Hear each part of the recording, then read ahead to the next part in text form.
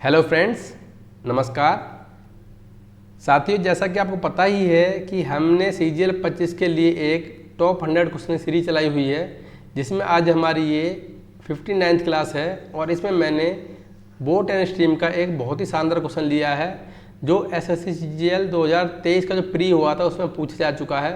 तो उम्मीद है आगामी परीक्षाओं में भी ऐसे क्वेश्चन पूछे जाते रहेंगे। तो इस क्वेश्चन को सॉल्व करने से पहले मैं आपको कुछ बेसिक क्लियर कराना चाहता हूँ।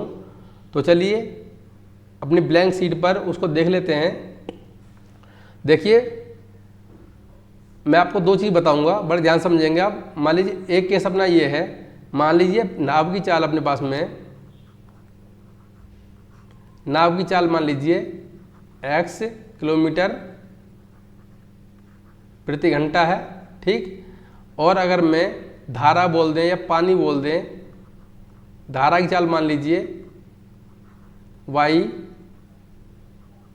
किलोमीटर प्रति घंटा है, ठीक है। और कोई डिस्टेंस है, मान लीजिए यहाँ से लेकर, मान लीजिए यहाँ तक कोई डिस्टेंस है, ये यहाँ से यहाँ तक डिस्टेंस है अपनी, ठीक है। और आने जाने में जो टोटल टाइम लगता है वो t है। मान लीजिए टोटल टाइम वो t है, ठीक, आने जाने में।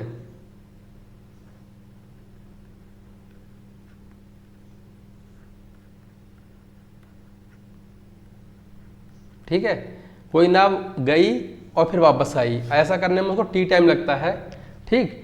तो उस केस में जो हम अपना जो टाइम होता है, उस केस में अपना टाइम क्या होता है आपको पता होगा, क्या होता है डिस्टेंस।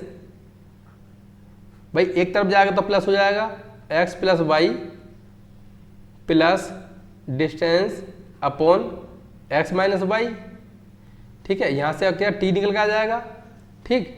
अगर यहाँ से मैं डिस्टेंस निकालना चाहूँ, अगर इसी फॉर्मूले में डिस्टेंस निकालना चाहूँ, तो वो क्या हो जाएगा अपना टाइम इंटू क्या हो जाएगा, टाइम इन ब्रैकेट क्या X square minus Y square, ठीक, अपॉन क्या ट्वाइस ऑफ एक्स, 2x हो जाएगा, ठीक।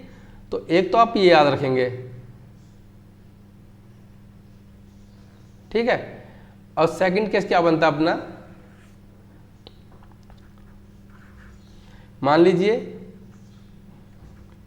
नाव की चाल x किलोमीटर प्रति घंटे है और धारा की चाल y किलोमीटर पर आवर है, ठीक। और डिस्टेंस मान लीजिए वही है, मान लीजिए यहाँ से यहाँ तक आपकी कोई डिस्टेंस है, ठीक। और इस बार क्या होगा, यहाँ तो टोटल टाइम लगाता है हमारा, ठीक। तो मान लीजिए मोर या लेस टाइम, मोर या लेस टाइम लगता है, ठीक है। मोर या लेस टाइम लगता है और उसको भी हमने डिनोट किया t से, ठीक। और ये भी सेम ही है आने जाने में। आने जाने पर उसको या तो ज़्यादा टाइम लगेगा या कम लगेगा, ठीक है। तो उस केस में भी क्या होता है अपना, क्या होता है डिस्टेंस अपॉन क्या होता है अपना x माइनस वाई, क्या होता है अपना x minus Y, X minus Y, और यह माइनस हो जाएगा अपना distance x plus Y upon equal time हो जाएगा। तो यहाँ से अगर मैं डिस्टेंस निकालना चाहूँ, तो यहाँ से डिस्टेंस कितना आ जाएगा अपना, क्या हो जाएगा टाइम इनटू क्या हो जाएगा X square minus Y square और अपॉन क्या 2y हो जाएगा, ठीक। तो ये दो फॉर्मूले आप याद रखेंगे। हालांकि इस क्वेश्चन में हमारा केवल यही फॉर्मूला अपना काम आने वाला है, ठीक है। तो चलिए अब चलते हैं अपने क्वेश्चन की तरफ। हाँ जी, ये हमारा क्वेश्चन आ गया। देख क्या बोला गया कि कोई नाव किसी नदी में दो बिंदुओं A और B के बीच राउंड ट्रिप वाली दूरी को t घंटे में तय करती है। ठीक, तो भाई मान लीजिए पहले केस की मैं बात करूं तो मैंने अगर बोट की, अगर मैंने यहाँ लिख देता हूँ, पहले केस की बात कर रहा हूँ मैं भाई, बोट की चाल मैंने x किलोमीटर प्रति घंटा मानी है। ठीक, और मैंने जो वाटर है या स्ट्रीम है उसकी चाल मैंने कितनी मानी है, y किलोमीटर प्रति घंटा। तो उस केस में डिस्टेंस क्या हो जाएगी अपनी, मैं डायरेक्ट लिख रहा हूँ, डिस्टेंस लिख रहा मैं, डायरेक्ट डिस्टेंस क्या हो जाएगी अपनी, डिस्टेंस हो जाएगा क्या, टाइम और क्या होता है X square minus Y square और अपॉन में क्या हो जाएगा अपना ट्वाइस एक्स हो जाएगा, ट्वाइस एक्स हो गया। ठीक, ये हो गया। अब बराबर डिस्टेंस तो बराबर ही अपनी, ये तो अपने हमारा पहला केस हो गया, ठीक है ये वाला।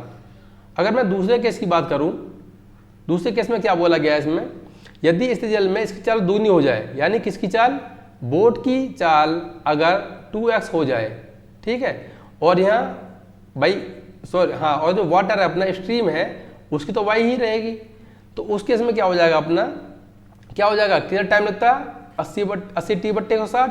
तो यहाँ मैं क्या लिख सकता हूँ, यहाँ लिख सकता हूँ 80t अपॉन कितना 161 हो जाएगा, और यहाँ इन ब्रैकेट कितना हो जाएगा अपना, कितना हो जाएगा 4x², क्योंकि ये है ना पहले x² मैंने y² था तो इसका स्क्वायर हो जाएगा, क्या हो जाएगा 4x² minus y² upon 4x हो जाएगा। समझ पा रहे हैं आप, ये हो जाएगा भाई। यहाँ से सॉल्व कर लेंगे हम, देखिए यहाँ से t से तो ये t कैंसिल आउट हो जाएगा। ठीक, यहाँ से x गया। ठीक, अगर 2 से काटना चाहो उसको, 2 दूनी 4 हो जाएगा, 2 से काटेंगे तो यहाँ 40 हो जाएगा, क्रॉस मल्टीप्लाई कर देंगे, ये कितना हो जाएगा यहाँ से 161 x² माइनस 161 y² बराबर 40 की मल्टीप्लाई यहाँ कर दो, 416 160 x² माइनस 40 y²। ठीक, अब देखिए x² और x² साइड ले लेंगे, 161 में से 160 गया कितना हो गया, x² बचा, x² इज इक्वल टू, अब देखिए 161 इधर जाएगा प्लस का हो जाएगा तो कितना हो जाएगा अपना, यहाँ तो 1 आ जाएगा और यहाँ कितना आ जाएगा आपका 2 आ जाएगा और 1 आ जाएगा, 121 आ जाएगा, y² हो जाएगा। तो यहाँ से अगर मैं x² अपॉन y² लिखना चाहूँ तो क्या लिख दूंगा भाई, 121 अपॉन 1 हो जाएगा। तो यहाँ से x अपॉन y कितना आ जाएगा अपना, इसका अंडर रूट ले लेंगे तो क्या आ जाएगा 11/1। ठीक, और यही हमारा क्या हो जाएगा, ये हमारा हो जाएगा आंसर, मीन्स ऑप्शन नंबर क्या हो जाएगा, ऑप्शन फर्स्ट अपना करेक्ट हो जाएगा। तो आप ये दोनों चीज़ याद रखेंगे, इस बार क्वेश्चन इस पर आया है, हो सकता है नेक्स्ट टाइम इस पर आ जाए। ठीक है, तो ये दोनों आप कॉन्सेप्ट याद रखेंगे, और जब भी कभी ऐसा क्वेश्चन आएगा, ये तो मैंने आपको समझाने के लिए क्या गया है, मैंने आपको समझाने के लिए इतना बताया है, नहीं आप डायरेक्ट ये लिखेंगे, ये वाला लिखेंगे और रिजल्ट आपके सामने आ जाएगा, आंसर आपके सामने आ जाएगा, जैसा कि हमने यहाँ पर किया है इसको। ठीक है, तो आज सेशन को ही समाप्त करते हैं। मुझे उम्मीद है कि आपको आज की क्लास काफ़ी पसंद आई होगी।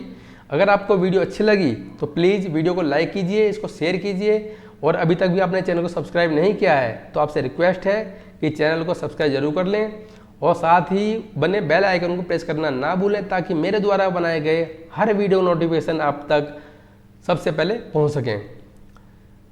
और अगर आपको इसका PDF चाहिए तो आप इसका PDF हमारे टेलीग्राम ग्रुप पे ले सकते हैं, जिसका लिंक मैंने डिस्क्रिप्शन बॉक्स में दिया हुआ है। ठीक है, तो चलिए आज के लिए इतना ही। मेरे साथ बनने के लिए बहुत बहुत धन्यवाद आपका। Thank you very much.